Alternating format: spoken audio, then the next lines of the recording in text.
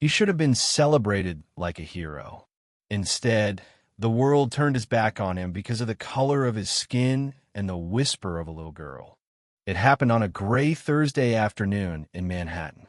Rain clung to the buildings like guilt, and the sky was too heavy to cry. On the sidewalk outside Bloomingdale's, crowds hurried past the unconscious man lying face first in a puddle, their eyes flickering toward him and then away, afraid, inconvenienced, uninterested. But 12-year-old Isaiah Carter didn't look away. Isaiah's shoes were soaked. One had a hole so big his toe poked out. He was skinny, his ribs visible under a hoodie 3 sizes too big, and his backpack, once blue, was now a ragged mix of patches and duct tape. Most days he sold candy or cleaned windshield for change. Some days he went hungry. But this man, the white man in the designer trench coat, lying in a pool of his own vomit, needed help. Isaiah dropped to his knees beside him. "Sir? Hey, sir, can you hear me?" he said, voice cracking with fear and urgency. No response. Isaiah's heart thudded as he rolled the man onto his side to keep him from choking. He looked around. "Somebody call 911. Please." People paused. Eyes widened. Some pulled out phones. A woman gasped. A man murmured, "That's Charles Remington."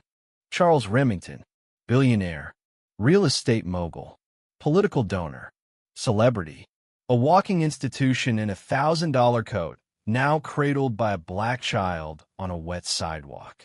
The ambulance arrived in 4 minutes. By then, someone had recorded the whole scene. A video of a boy who had nothing saving a man who had everything. It went viral before Isaiah even knew what viral meant. He didn't even own a phone. At the hospital, Remington survived. Overdose, painkillers and sleeping pills, stress, depression, and secrets he paid to bury. But he owed his life to the kid in the hoodie. 2 days later, Remington's assistant found Isaiah through the shelter system. The boy was staying at St. Mark's with his mom, who scrubbed floors at night and cried when she thought no one could hear. Remington's team invited them to dinner.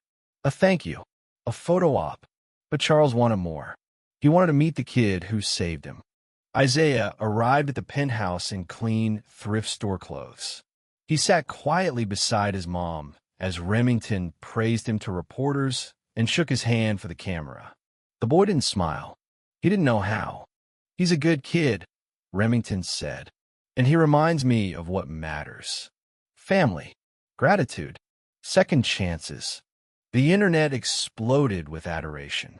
But that night, as guests mingled and cameras clicked, a soft voice disrupted everything.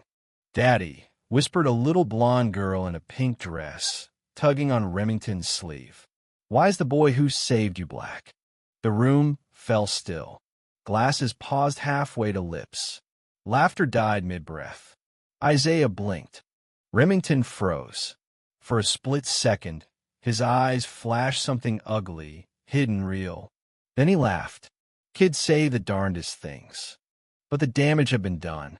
The whisper echoed like thunder through the media storm that followed. The video caught it. Everyone heard it. And worse, they watched Remington not correct her, not explain, not kneel to his daughter and teach her better. He smiled and moved on. Comment section-lie up? Is that how she was raised? Guess the apple doesn't fall far. So the hero's still the wrong color?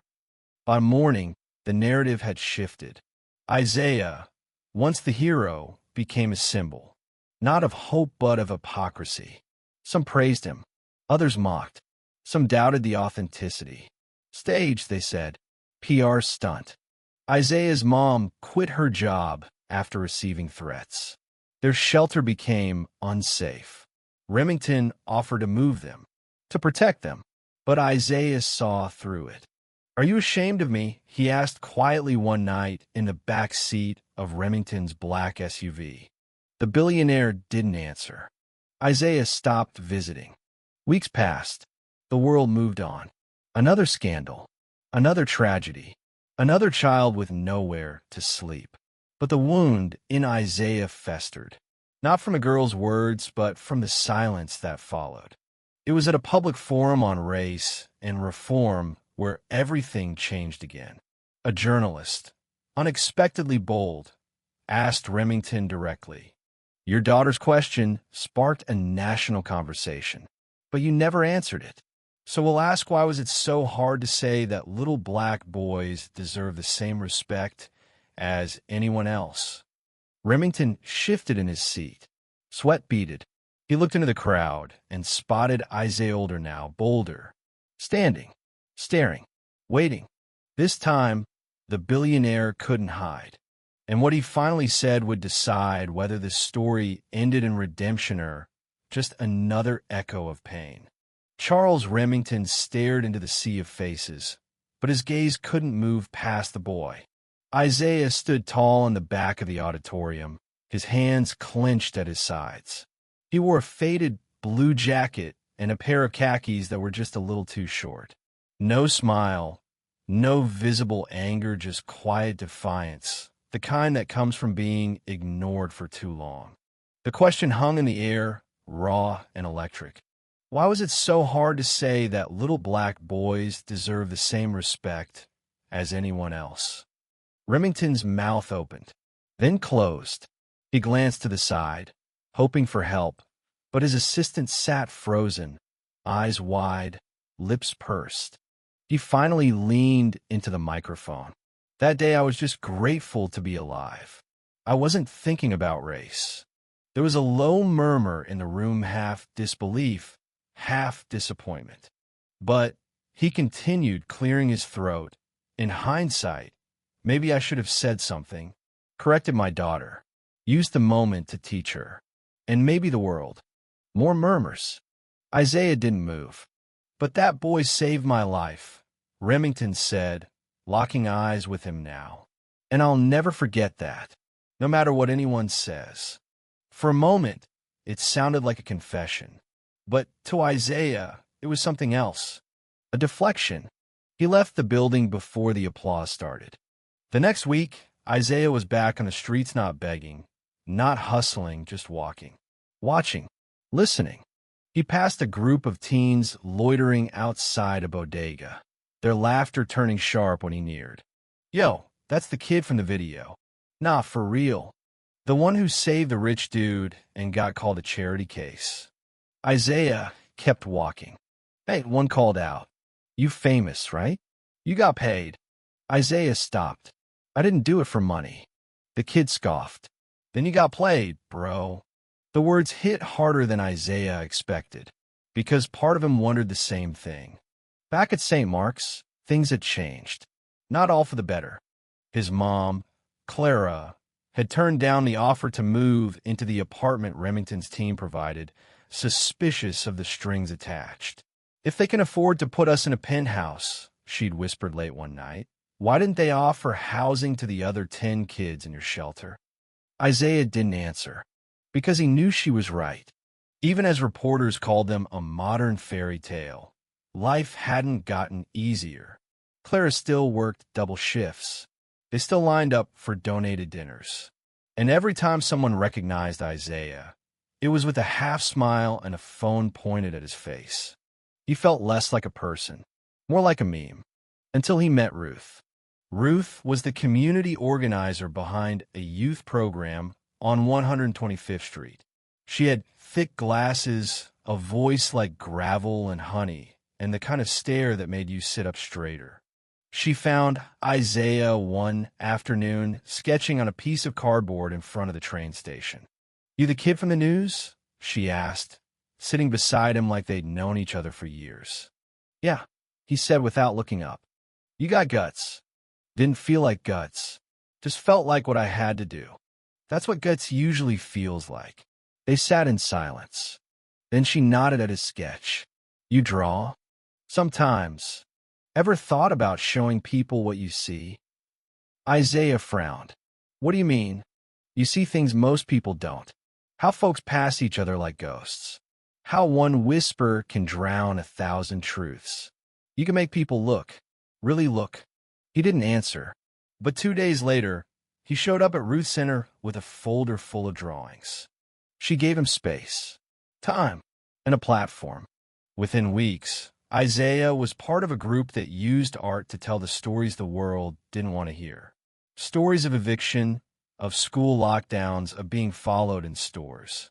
But also stories of strength, of family, of laughter on stoops and dreams that refused to die. His favorite piece was titled The Whisper. It showed a crowd of smiling adults frozen in time, while a small girl cupped her hands around her mouth, speaking into the ear of a marble statue in a business suit. The statue had no face, just a mirror reflecting the viewer back at themselves. It was displayed in the window of a Harlem bookstore. People stopped and stared. Some cried. Some walked away. Remington's office sent a letter requesting its removal. They declined. Months passed. The news moved on. The algorithms shifted. But Isaiah's name surfaced again when a prominent city official quoted him in a speech on education reform. He said, "The world wants to be inspired by us, but not led by us.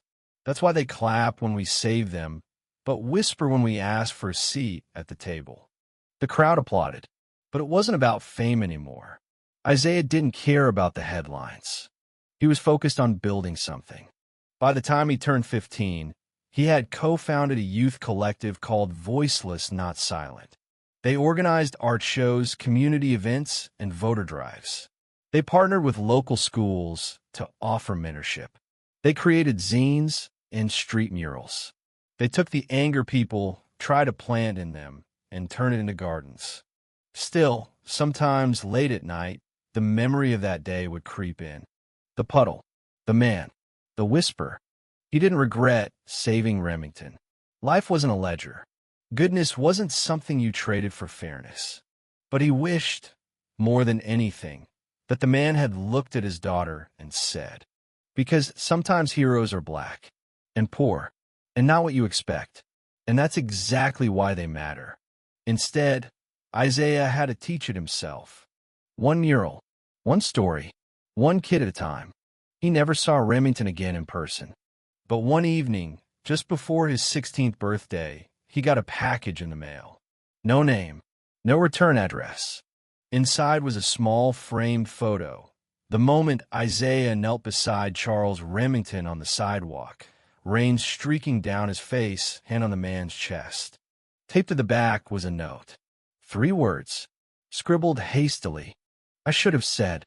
Isaiah stared at it for a long time, then tucked it away in a drawer, and went back to work. Isaiah didn't tell anyone about the note. Not his mother, not Ruth, not the other kids at the collective. He didn't need to. The apology came too late to change anything, but it had just enough honesty to leave a mark. He tucked it under his bed next to old drawings and childhood photos. Beneath the weight of the past, he no longer wore like a chain, but carried like a compass. By now, the city knew his name, but not like before. Not as the boy who saved the millionaire. Now he was the boy who asked hard questions, who painted truth on brick walls and stood with protesters at City Hall, who wrote essays that got published in national journals even though he still didn't have a laptop of his own. He'd grown taller, sharper, harder in the ways life demands when it won't wait for you to feel safe. But even growth couldn't shield him from what happened next.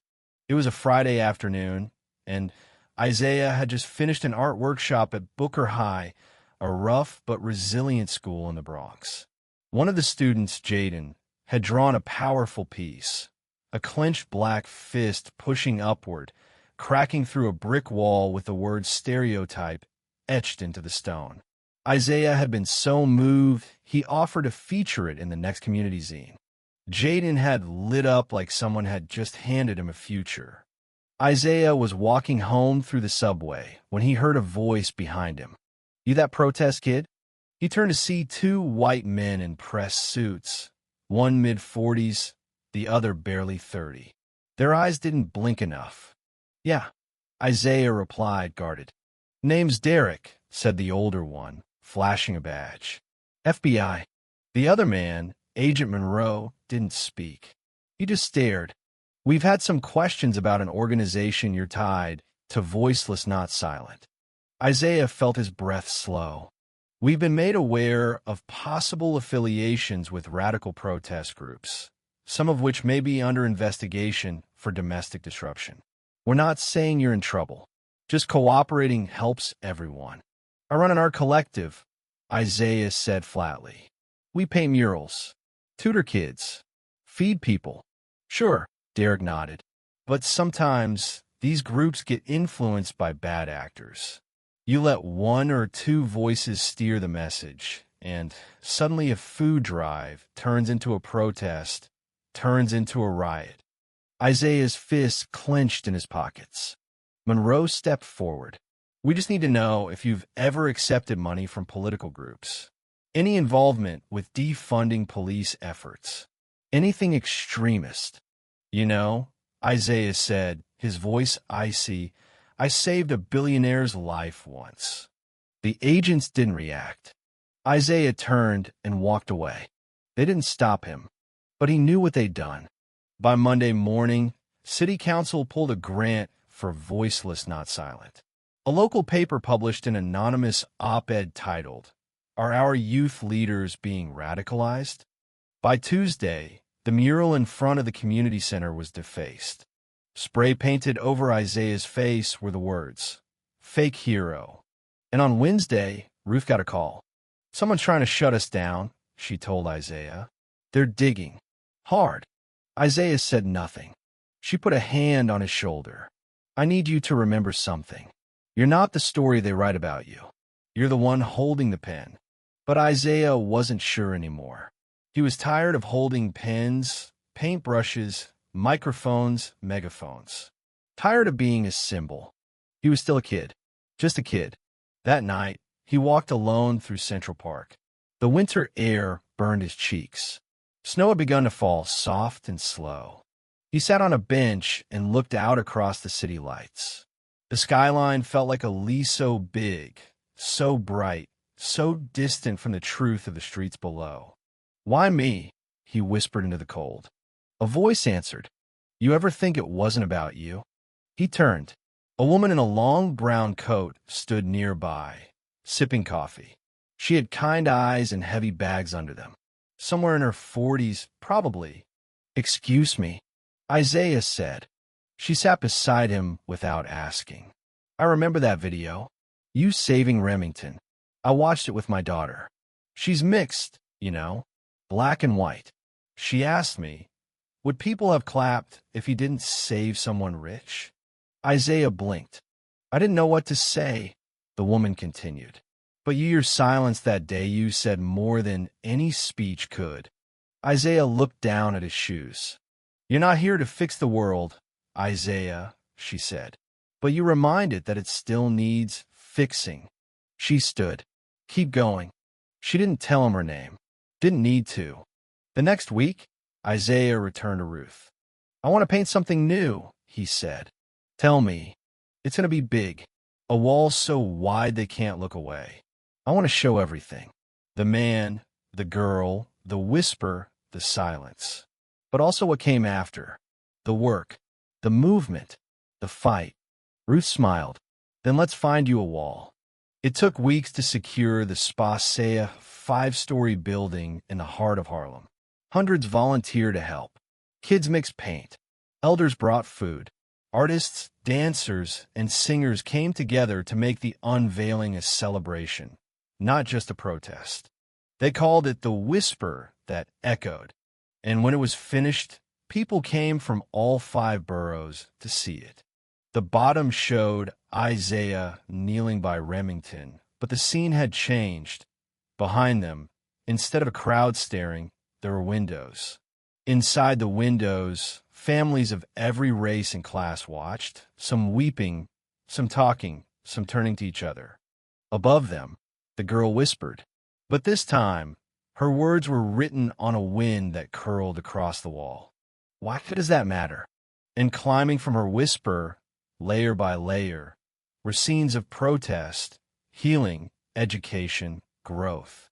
At the top of the mural, Isaiah stood not as a boy, but as a silhouette of many faces, youthful, old, tired, determined. A symbol not of him, but of everyone who ever got ignored until they screamed. The mural made national news. And that night, Isaiah got another letter. Handwritten, this time signed. It was from Charles Remington. I'm sorry I wasn't brave enough to say it when it mattered. But I see you now. I see all of you. If you'll allow it, I'd like to donate a Spasea building for your collective. No cameras, no names on plaques, just a place. For truth. Isaiah read it twice, then turned to Ruth. What do we do? She smiled. We build. They didn't take the building right away. Isaiah and Ruth met with the board of the collective. They debated. Some were suspicious justifiably. Was this Remington trying to clean his name again? Was this another photo op waiting to happen? Isaiah sat in silence as the voices rose. Then finally he spoke. It's not about him. Not anymore. It's about what we do with what we're given. This building, if we take it, it becomes ours. Not because he gave it, but because we make it more than just a place. We make it a home, a hub, a voice. It took a vote. Unanimous. The building was in Washington Heights, tucked between a shuttered clinic and a Dominican bakery. It had once been a small medical center abandoned for years. The windows were cracked, walls peeling, a leak in the roof. But Isaiah saw the potential immediately. They named it the Echo House. It was more than symbolic. It was where echoes of injustice, of truth, of resilience could be amplified. Where whispers didn't die in silence, but became songs, speeches, art, movements. The renovation took months. Donations trickled in. Volunteers came by the dozens. Former students brought paintbrushes and pride. Elderly neighbors dropped off furniture. A retired architect offered to redesign the upstairs into a media studio. The day it opened, there was no ribbon, no podium, no reporters. Only a chalkboard sign outside the door that read, "Come in, be loud, be seen." Inside, the walls pulsed with murals, portraits of young people laughing, resisting, building. One hallway was lined with Isaiah's early sketches, from the cardboard outside the train station to the mural that put him on a national map. In one corner stood a simple glass box. Inside it, the photo of Isaiah kneeling beside Charles Remington. Below it, a printed caption, "Not charity, not fame, just humanity." In the years that followed, the Echo House became something greater than Isaiah ever imagined. There were literacy programs, self-defense classes, mental health workshops, legal aid clinics. One summer, they ran a voter registration drive that signed up over 6,000 residents. Isaiah refused all interviews. He turned down awards, scholarships, invitations to White House roundtables. He didn't want to be a face. He wanted to be part of something with no single face, something built to outlive him. But inevitably, the past would come knocking. It happened quietly one afternoon in late fall. The city was gold with dying leaves. The air tasted like change. A small group of private school kids visited the Echo House as part of a school exchange project. They were wide-eyed and quiet, some clinging to their notebooks like shields. A few snuck pictures of the walls when they thought no one was looking. Isaiah gave them a short tour, explained the programs, showed them the zine room, the tech lab, the kitchen where free dinners were prepared every Friday. And then, one girl, maybe 10 years old, blonde curls and a solemn stare, raised her hand. "My dad told me about you," she said. Isaiah nodded slowly. "Yeah. He said you saved someone a long time ago. But he said people were mean about it after. Why would they do that?" Isaiah crouched down to meet her eyes. Because sometimes the truth makes people uncomfortable. And when people get uncomfortable, they say things they don't always mean. Or they stay quiet when they should speak up. She thought for a moment. If I saw someone hurting, she asked. And they didn't look like me. Should I help them? Yes, Isaiah said. Always. She smiled. That's what I thought. And in her voice, in her certainty, he heard something. Not a whisper, but an answer. That night, Isaiah sat alone on the rooftop of the Echo House. The city blinked below him, restless and radiant. In his hands, he held the original Letter the One from Remington. I should have said. He had read it so many times that the paper had begun to fray at the edges. But this time he saw it differently. He thought about Remington not as a villain or a victim, but as a man who had been afraid. Afraid of speaking truth in front of power. Afraid of facing the things he had taught his daughter by silence. And maybe, just maybe, that man had changed. Maybe not entirely, but enough to take one small step in the right direction. And maybe that was the point. Not to be perfect, but to move, to grow, to echo forward. At 23, Isaiah was invited to speak at a national conference on community innovation. For the first time in nearly a decade, he said yes. He stood before a room of educators, artists, politicians, and youth leaders. No podium, no script. He looked out at the crowd and said, I used to think being a hero was about one moment, one act, saving someone, getting noticed. But I was wrong. Being a hero is showing up again and again when no one's clapping. It's telling the truth when it costs you. It's taking the whisper that hurt you and turning it into a language that lifts others. He paused. When I was 12, I saved a man's life. But I wasn't the one who changed the world.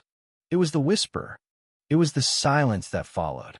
And then it was the people who refused to stay silent anymore. The room stood in ovation. But Isaiah didn't smile for the applause. He smiled because he knew. The boy who had once knelt in the rain was no longer alone. Years later, long after Isaiah stepped back from public life, a child would visit the Echo House on a school trip. She would point to the mural. Who's that? She'd ask. And the guide would say, that's not just one person. That's all of us. And for a moment, the world would feel like it had turned just slightly in the right direction. Not because of a millionaire, not because of a whisper, but because someone listened, and someone answered, and someone kept going. The end. Thank you for listening. If you find it interesting, please like and subscribe to follow the next stories.